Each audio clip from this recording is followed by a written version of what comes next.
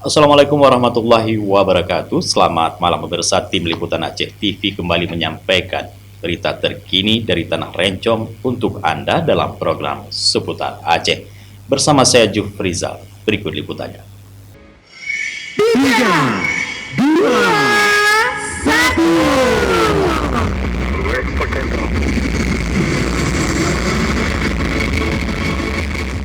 Gubernur Aceh Muzakir Manaf atau yang akrab disapa Mualim meresmikan pengoperasian pesawat dan Bandara Poin A milik PT Pembangunan Global Energi pada Kamis 26 Juni 2025. Peresmian berlangsung di kawasan Lok Sukun dan menjadi bagian dari kunjungan kerja Gubernur ke sejumlah daerah. Dalam sambutannya, Mualim menyampaikan apresiasi atas hadirnya infrastruktur penunjang migas tersebut. Menurutnya, keberadaan bandara ini bukan hanya mendukung operasional PT PGE, tapi juga memperkuat konektivitas logistik dan industri migas di kawasan Timur Aceh. Gubernur menegaskan komitmen pemerintah Aceh dalam mendukung sektor energi, termasuk melalui regulasi yang berpihak dan tata kelola yang baik. Ia juga mendorong PT PGE untuk melirik investasi di sektor energi terbarukan, guna membangun masa depan energi yang lebih berkelanjutan. Sebagai bagian dari tradisi, pesawat yang dioperasikan PT PGE turut dipesijuk oleh Ketua MPU Aceh Utara, Abu Manan Blangjeren.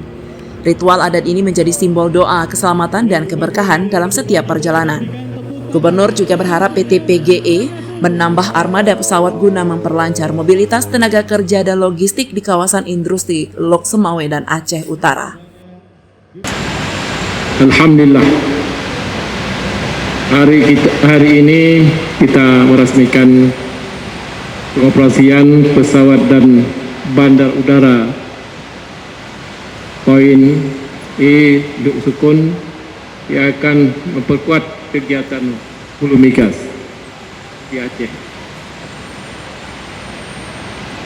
Saya menyampaikan apresiasi kepada PT PGE, BPMA dan semua pihak yang terlibat.